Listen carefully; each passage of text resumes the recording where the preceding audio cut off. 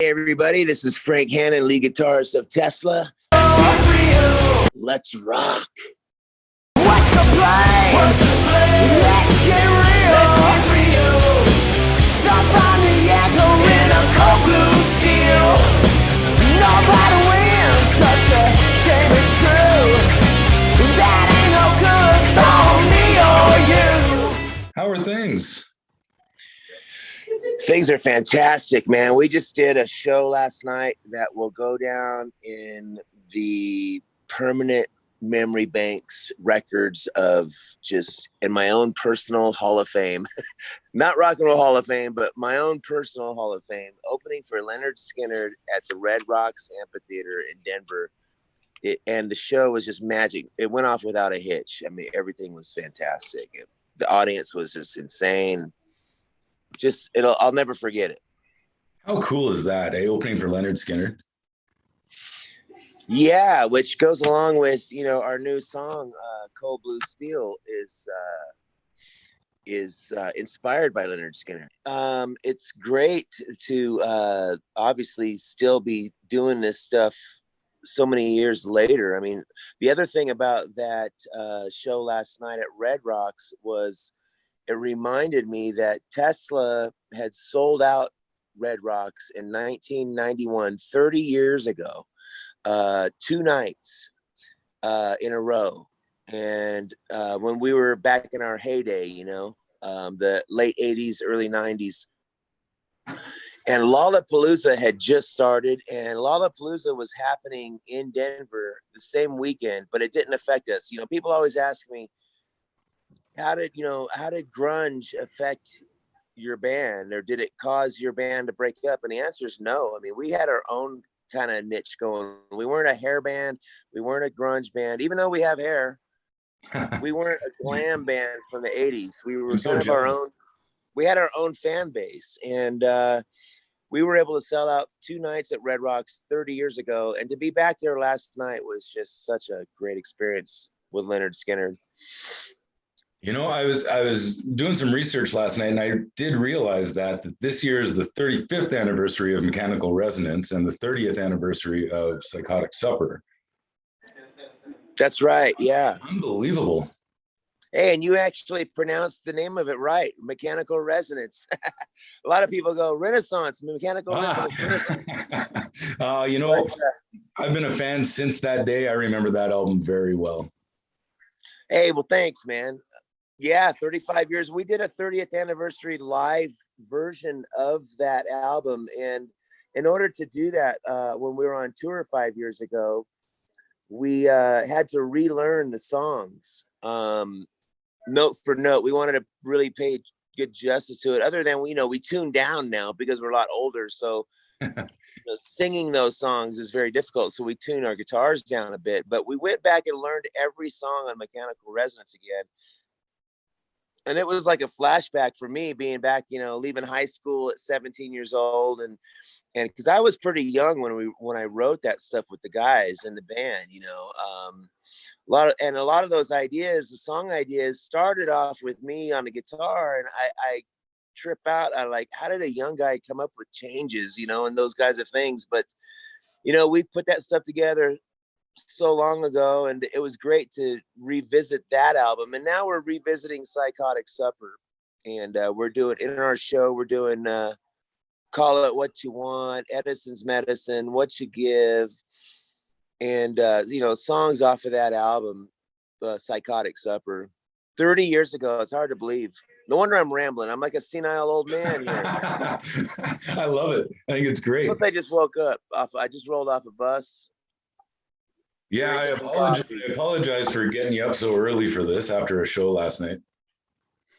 No problem. I'm going to walk with you while I got you on the phone, and there's a coffee. I'm in a Hampton Inn right now somewhere in Utah. And wow. Okay, so go ahead, ask me some more questions. What's going on? Let me see if they got coffee. Man, it makes me wonder, as crazy as the music business is, did you honestly think that you'd still be doing this shit 35 years later? Honestly, I don't think I did any honestly thinking at all. Like I said, for me, the guys were a little bit older than me when we first started. I was the young kid in the band. So I wasn't really thinking, man. I was just going for it and going with it. And the word 35 years never entered my mind at that time. And we went through so many ups and downs, dude. I mean, there's times where the band was really going through a lot of hardships, you know, and definitely during those times, I was thinking we would never be doing anything, you know. I mean, we've gone from, in fact, we were having this conversation last night in the 90s when Tesla did finally break up. You know, we should have took a break, but instead of taking a break, we broke up because we were all mad and tired and pissed off at each other. You know, and I was working, you know, jobs, picking up trash, trying to feed my family. I was picking up scraps at construction sites, you know, because I don't have any other skills but playing guitar and physical labor, you know, but you got to do what you got to do, you know. And during those times, you know, it felt pretty hopeless. But now we're back at it again. And we have been for the past 20 years since we got back together in 2001 and did the Into the Now album. Right, that's a good one. Geez, that's 20 years old too. Right? Where's What the time going on? man? The time, you know, my mother, my stepmother, one of my mothers, I don't know. My dad's wife told me time is elastic. I never knew what that meant, you know, but I guess the older you get, it just seems like it starts stretching thin, you know. As you do get a little older, you notice it goes faster, right? Well, it does certainly, but is there a difference to the way you approach playing? Yeah, I mean, I would say as you grow and get older as a musician, you know, you change. It's just like in anything in life, you know. I mean, as you get older, you don't just go run out and jump and do things without thinking. I mean, we pace ourselves a lot more now. As a musician, I listen. I use my ears a lot more than I did when I was young, starting off on guitar. You know, a lot of the stuff that a lot of beginning early on musicians do is they want to play as fast as they can, and they want to be as loud as they can, and they're not really listening to the group. I think now we're learning to really listen to each other more, and our shows are sounding better and better because we're paying attention more. If that makes any sense. It does. But you were never, I mean, you're a fast player, but you were never a show-off player, if that makes sense. I've been accused of that a lot. No. Really? I have fun on stage, you know. I goof around, and sometimes I'll wear goofy hats, or, you know, I'll make faces at the audience just because I'm feeling so much high energy. You know, people will sometimes accuse me of showboating or whatever. But when it comes to actually songwriting and putting together music that has a memorable melody, I'm definitely more about that and more interested in playing the guitar in a way that complements a song rather than just showing how many fast notes I could put in there, you know. But in the early days, in the 80s, that was the style, you know. Of course, Eddie Van Halen really influenced all of us to play as fast and as best as we could. So it created a whole feeling of, you know, competition on who can play the fastest, you know. In the 80s, it was more like that. And when I go back and I listen to our first album, I hear things that I would have probably played a little differently. But even back then, my vibe was more about the songwriting and playing acoustic guitar and adding textures to the music. Right. And one of your, you know, at that time, one of the good buddies was Steve Clark, who was all about the song. Right? Yeah, man. Yeah, the two-string wonder. Joe Elliott used to tell me that Steve's wizardry came from just playing two strings. And if you listen to his riffs, like Photograph and High and Dry and Let It Go, and it's all about just bending two strings at once, you know, and we learned a lot from Steve Clark with that style. I think that's the first time I saw you guys was in Ottawa opening for Def Leppard on that tour. And then in Ottawa. Wow. Yeah. Are you up in Canada? I didn't even look at my paper here. I should. Yeah, I'm in Ottawa, Canada. Is that where you are now? Yeah. Well, right on, man. I love it up there. You know, I want to get back up there, man, as much as possible. You know, the amps that I use, they're called high watt, and they're based out of Toronto now, and they build a lot of them in Toronto. And Toronto's a great city. Ottawa, Montreal. Frank Marino lives up in Montreal. He's one of my heroes. I just talked to him a while ago. Yeah. Well, he just retired. Yeah, he's retired. He's struggling with some health issues. In fact, I got to give him a call. I should call him later today and see how he's doing. Yeah, he's an interesting dude, man. But yeah, the last time I saw you, you were with Def Leppard as well. That was just before the pandemic. You came back. Yeah, Def Leppard has really taken us under their wing. You know, we met them at a club in not Dublin, Ireland, but Amsterdam. In the 80s, and they came, and Phil Collins and Steve Clark got on stage with us. There's some pictures on my Instagram page of us from that show, black and white photos, jamming with Def Leppard that night. And ever since then, man, they just took us under their wing. We've done a lot of shows. So you saw us in Ottawa back in the heyday. Were we in the round? You were. Yeah. That was the first time a tour and a concert had been in the round in the center of the arena, man. That was really, really awesome. That was an amazing night of music. And so was, you know, a couple of years ago when you came back up with Def Leppard. It was a great night. Fantastic stuff. And we also saw you, me and my co-Let's Rock interviewer, we saw you up in Montreal with Styx just before that. So you've been getting around Canada. Get back up here for a full-time, or not full-time, but a full-on headline Tesla tour. Yeah, man. Hey, that sounds good. I would love to do that. But yeah, you know, you're right. When we reflect over the past 20 years, Tesla's been really busy. Into the Now album, Reel to Reel, Twisted Wires, Forevermore, the Simplicity album, the tours going to Europe. And I'll be honest with you, I had asked the band if we could take a break, and the band was against it because we were making some money. But then all of a sudden, when COVID hit, we were forced to take a break, and it was actually a good thing for us to have that time off, because now we're feeling rejuvenated. You got the COVID too. You feeling better? Oh man, COVID sucked, dude. It was like a month of hell. It's a long lasting deal. It either kills you or it doesn't, unfortunately. And, you know, there's so many people dying from it that you wouldn't expect, man. It's really a weird freaking disease.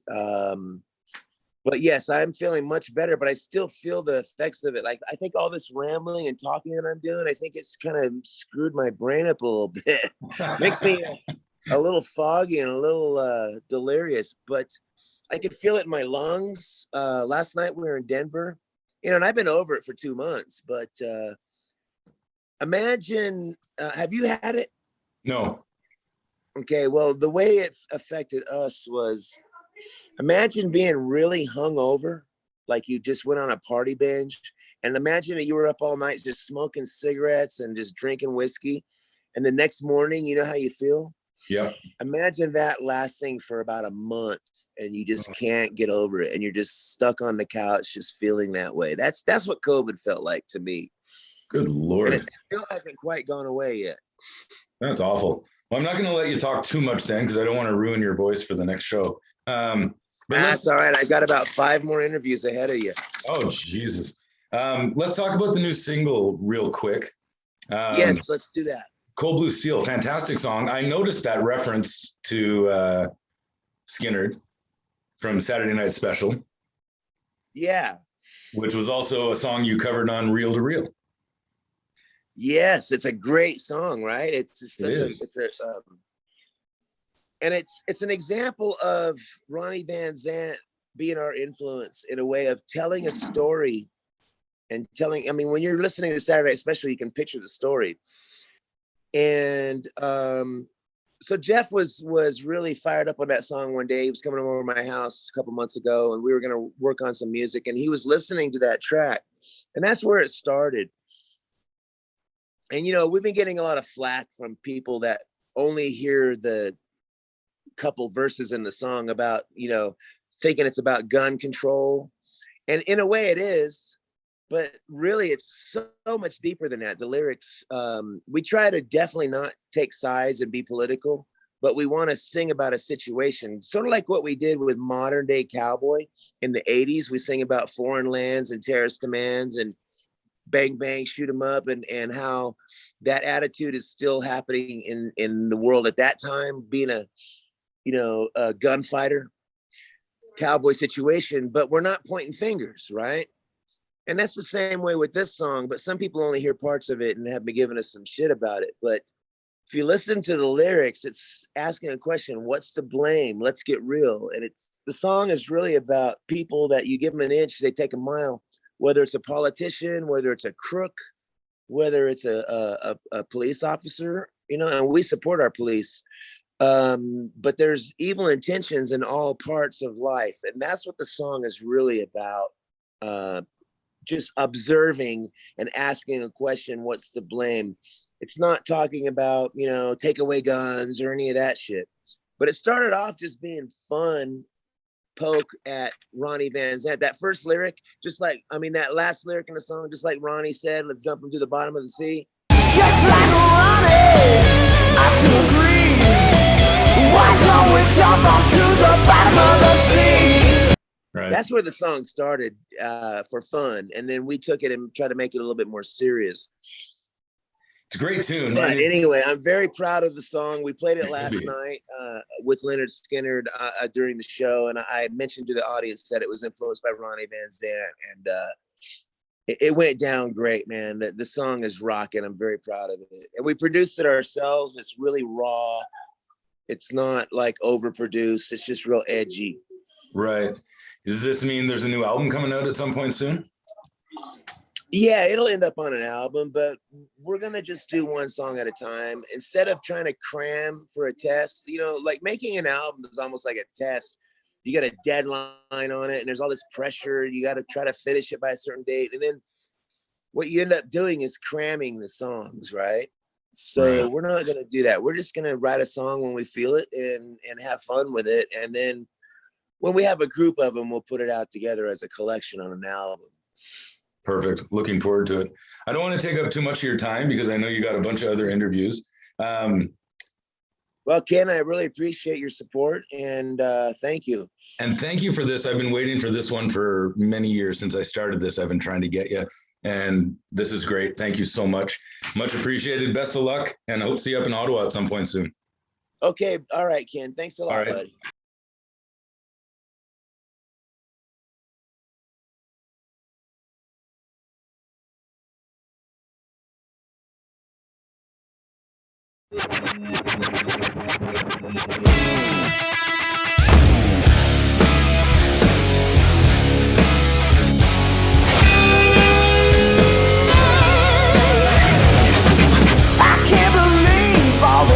Today, too many lives being taken away, sick and unhappy behind a smile.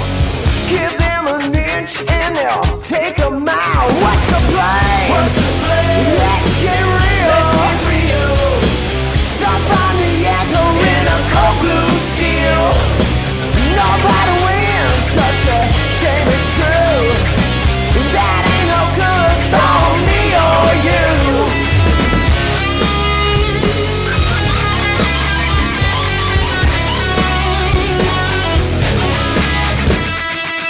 Without compassion, solutions are sought, making decisions like they've been so bad.